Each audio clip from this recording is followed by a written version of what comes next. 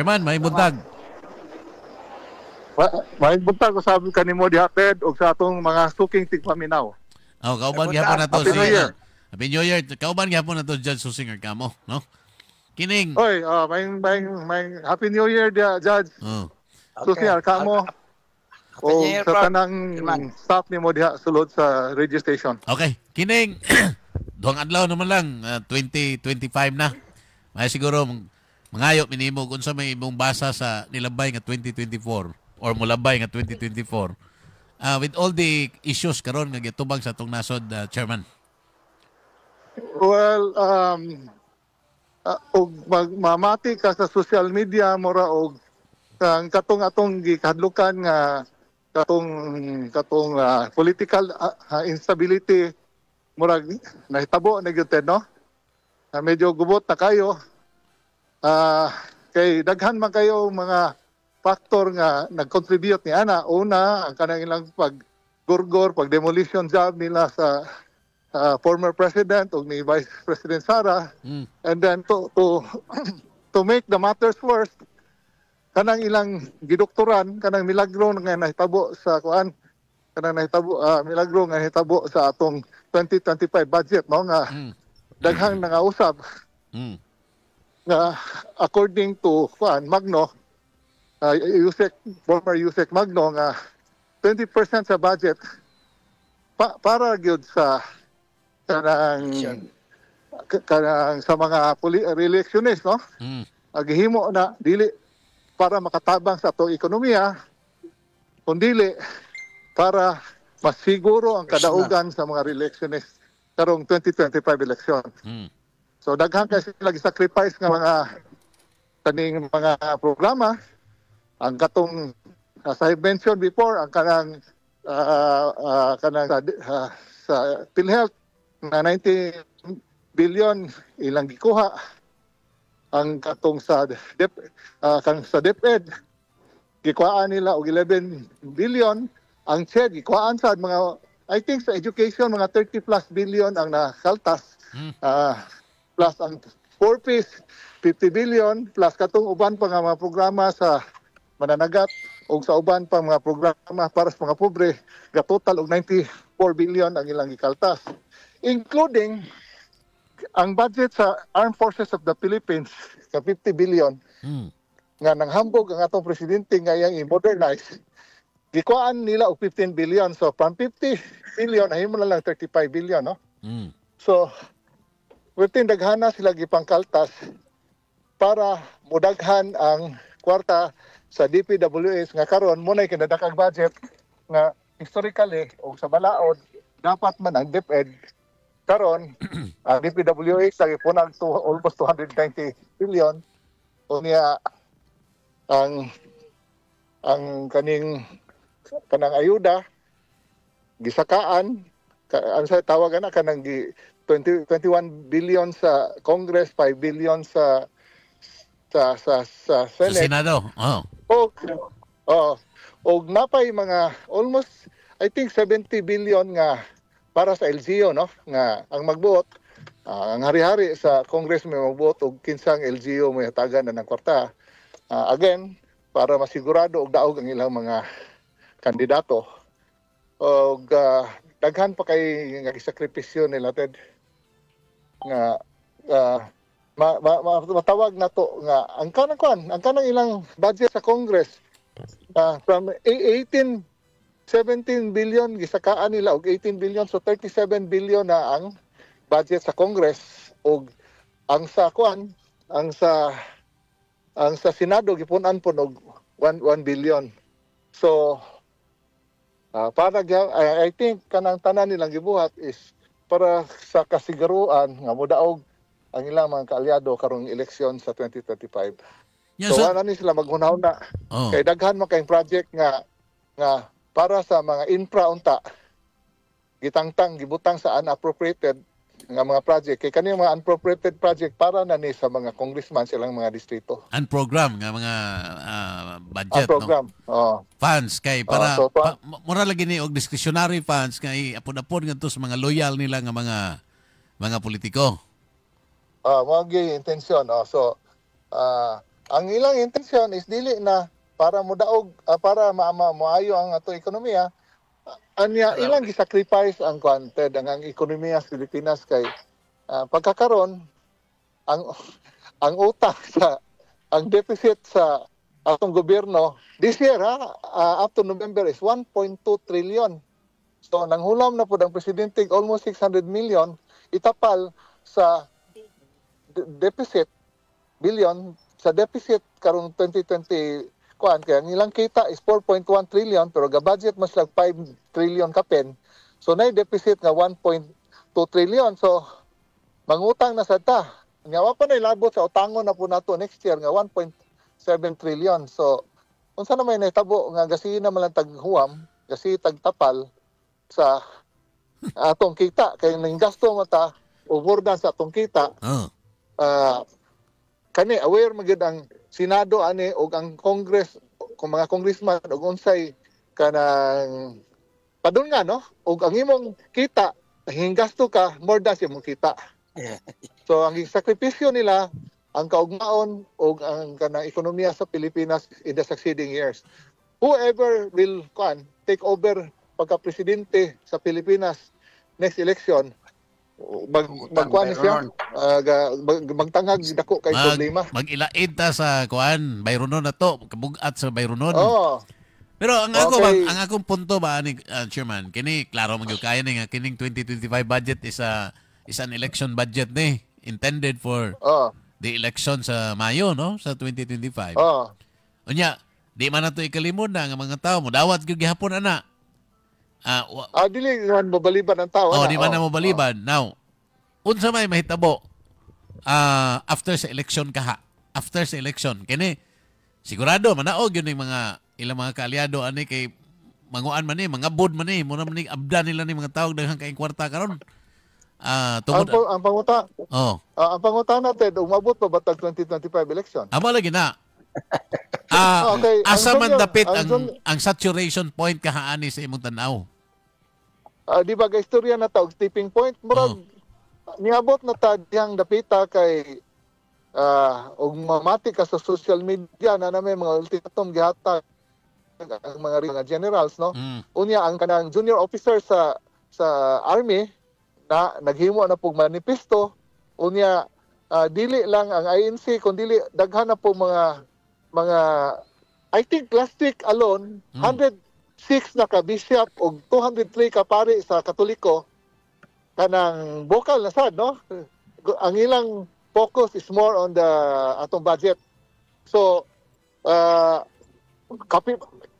imo pa apilo ng 4.4 million nga beneficiary sa purpose nga dili nakadawat sa ilang mga benepisyo kay giundang mura og daghan na kay murag all sectors sa atong society is kuana concern sa sitwasyon nato karon kay kaning atong mga politiko wa lagi sila laing ginahuna ang ilarang ko galingon no selfish like ayo was na mo consider sa mga implikasyon silang ipangbuhat. Now, so, despite atubangan amidst nining mga protestation karon sa lain-laing mga grupo labi na military o kining ubang pang affected groups niini. Do you think maminaw pa niini ang Malacañang or maminaw pa niini ang administration? Ang putting myself in the shoes of BBM.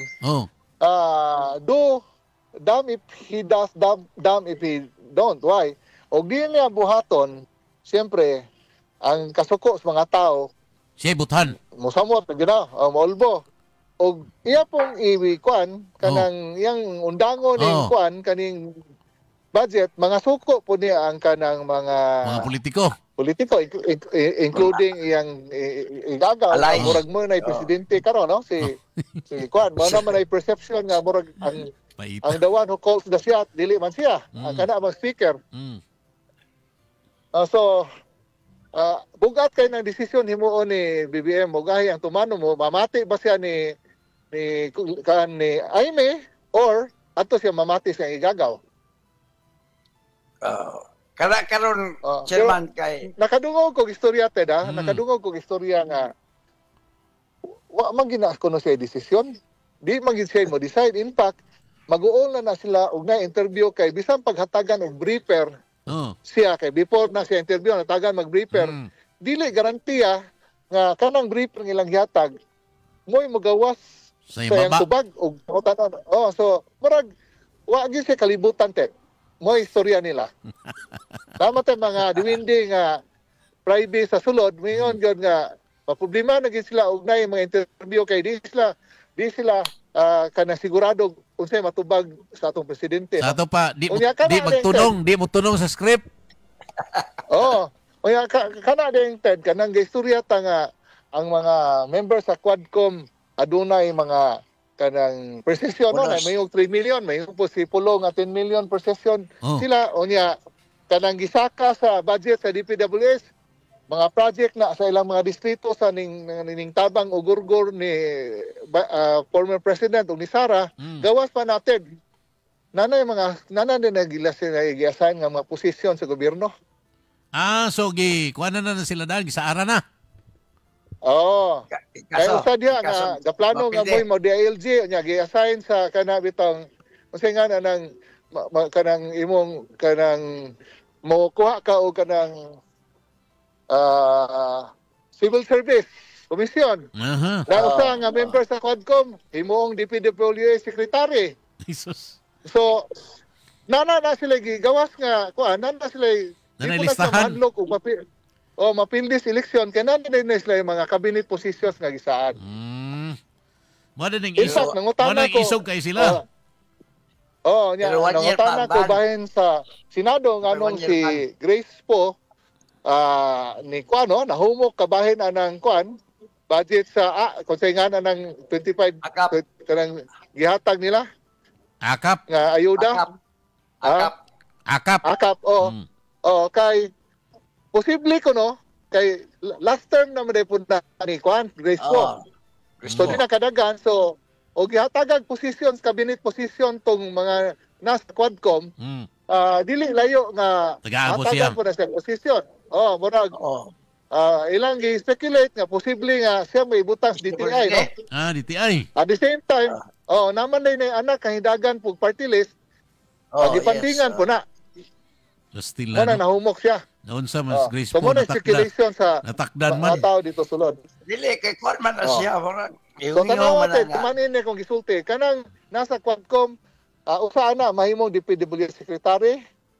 Na usa diha ang DILG kay ang kanang na igsuon na kanang sa Justice Secretary.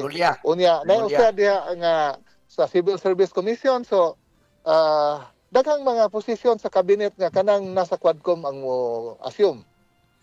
Madagwa sila pupanagana karon pagtuman ug unsay gusto ni Tambaluslos. So wala insured man sila daan og posisyon. So wala nga kaning ko natong budget sa 2025 is the pinaka-corrupt nga budget in history sa Pilipinas. So, murag wala sila pakialam Ted, wala sila maghunahuna og unsay bation sa mga tao, unsay kanang kadulngan sa atong ekonomiya ug kahimtang sa mga Pilipino, ang ilang gihunahuna ilang yung ilang interest. Pero there's no way to interpret ani ilang gibuhat gawas na yana. Mo na conclusion. Sa ato pa kinagiingon sa Malacañang karon nga under review pa ang budget kuan lang na murag muro-muro buying time lang na. Buying time. Kading galibog nalagay kay pirmahan niya. Inigpirma niya unconstitutional manginang gibuhat nga budget sa DPWS bigger than the budget sa education. DepEd. Yes. Education. So ug di po niya pirmahan kay ang ikuan dito kontra na niya ang tinuod nga presidente which is the speaker. Pero wa ba na nila una chairman nga og ila gyud ni ipugos tanan mo alsa mga tao di ba makakuha na silang tanan mapaga na silang tanan. I think no nga tungod sa grade ba na blinded bitaw sila nga ang ilang gibuhat makadaot kay inumdum ka nga nay komentaryo sa pagkahibaw sa Malacañang nga magrally ang ANC ang sulti sa first lady ko no manas mga flag nga wa may kaso kay wa may military ng ANC O niya, di ba? Di po siya statement nga naining leak nga istorya sa katong 200 ka congressman nga ni Gipatos Malacañang, ningon ko ng first lady nga, alam mo kaguol anang kanang Iglesia ni Cristo kay bayaran na nato na sila. Pira ra ang katapat. Pira lang ang katapat. Murag, ang mentalidad nila paliton tanan. Mao gyud na makita na to karon sa pattern, no? Og imong tanaw na hasta tanang opisyal sa gobyerno gipalit unsa na ka mga tao. Unsa na ka mga grupo. Nya kanang army pod nga ilang living allowance gisakaan 200. Hambog pa siya, tawagan pa niya televise pag ito pagawa sa media nga nanawag siya ni Bronner. Wa man sa kanang sa ilang kaning bayka mo man isaka ang kanang budget para ana gikuhaan man og 15 billion, meaning ang 35 billion nga nabilin kuhaan pag sa increase sa kanang military anang living allowance nga additional nga 300. So ang na-compromise gikuhaan ang 30% ang kanang modernization plus punan pa ang additional budget sa sweldo, living allowance. So nisamot og kagamay ang atong budget sa armed forces. Unsa may kuan nimo, Chairman? Unsa may inside info nimo sa hanay sa mga pulis ug sa military sa armed forces? Kini lang ilang mga leader karon mo ay nagunit o ni ay something brewing inside sa organizations? Ang kanang ang vocal Ted is kanang retired kay na-retired naman sila. Ang active di man sila kasulti ana kay og musulti ka kay assign ka or kasuhan ka or imong promotion, i-compromise. So, muna nga gahilom-hilom, pero Ted, gamay ra ng 60% sa atong pulis o kanang sa military nga, wa mo yun. Gahilom-hilom lang. Ano di mo yun man sila nga, ang katong retirement ni pension ni Digong nga 100% sa imong current sweldo, ila mang giusab. I-reducean man. So kanang mag-retire karon dili na maka-enjoy na benefits atong mga retire panahon ni Digong. Naglungot-lungot kaya na mo punto nila so wa ko kasabo wala yung nga wag tultulis Ginoo ning tanan nilang gibuhat. Gikan tanan. So wala nga ang pangutana og makaabot pa ba ni sila 2028 o di ba makaabot pa ba ni sila 2025 sa ilang gibuhat. So kay yeah, mamati ka sa mga vlogger mura man og kuan na kayo kanang bold na kay sila ilang mga statement, ilang mga mensahe. So hasta ang kanang mga military mura naman og vocal kaayo. Posible nga kanilang gibuhat mo ni cause ilang downfall. Okay, ug imong tanawon, kuan man gyud, mura mag desidido kayo ba kining grupo sa administration karon. Desidido ug unsa may ilang plano nga ilag yung himuon. Nya, si Escudero singing a different yun. May ingon na nga kanang impeachment dili maayo. So nanay mga kaalyado nila nay dadungog nga duha ka buok nila sa kabinete mutabok na ni Duterte, no? Duha ka miyembro sa gabinete, incumbent karon. Mura og kana mo tabok na kuno. Unya ari na mo side ni Duterte, unya nay usa ka cabinet secretary nga mo resign. Unya nana may issue Ted nga nana mo sila gidudahan nga katong di ba ingon ko nimo nga di sa ko mo conclude anang gipangbuhat sa sulod kay mura og kanang ilang mga move mura man og antagonize las mga tao ilang man bubuan og gasolina instead nga apis mura man og ang ilang gibuhat pabor ni Digong. Ana nagiusa nga ilang gipagawas nga ning hudas nila. Di ba ingon ko nimo nga nay kuan ay murag black kanang kuan sa sulod nay dula sa sulod nga dita kabasa. Ning gawas na gyud na article dia ako lang giunhan nila karon pasangil nga ni Judas. Kanana na article ni gawas ang usa blind item ang usa gi-mention gyud ang sa kuan secretary So ako lang i-share nimo sa ibong kuan, messenger o kinsa na kay isan pair nga atong broadcast sa radyo niya di pa ta siguro tinuod bagay nga huda siya kay mura magod og kanang tanan al kontra siya sa gusto ko no sa influential politician which is si nangutana ko kisa na influential politician si kuan si Romualdez. Unya kana siya kuan na siya so nanasod sa Malacañang unya ang iyang advice is against murag ning kontra sa against sa kana advice ni kuan no ni Romualdez. So it could be interpreted as ding huda siya or he's just being pragmatic and practical nga iyan ang gisulti sa presidente aron dili tangtang ang presidente sa posisyon. Pero wa kauyon ni ana ang kampo nila Martin. Of course. Makauyon. Gipakita. Gapakita pag picture nga dia picture niya og yang asawa nga dito ni kauban ni Sarah. Ay. So og nanay mga kuan sa sulod inana maginatid kanang mga politiko ning tapot lang na nila tungod sa kanang ayuda mga project nga gipanghatag pero wingon ka nga loyalty ana og tan-aw nila nga tagilid bugat na daghan nang mong pa-enroll na sticker manglayat po na. Anyway, wanam tay oras Chairman, unsay imong advice or unsay imong ikakuan sa ato mga kaigsuonan karon sa 2025 labi na ning first two quarters tingali sa 2025. Ang akong advice lang sa atong mga kaigsuonan og sa Abaka Warriors nga magampo ta nga ug naman galing transition, peaceful transition, dili bloody. Kay kanang aron og naman galing breakdown sa ato ekonomiya dali ra kayo maka-recover pero maagi galing og nay bloodshed ma-prolong dako kay nagdami sa atong ekonomiya og sa atong panginabuhi no.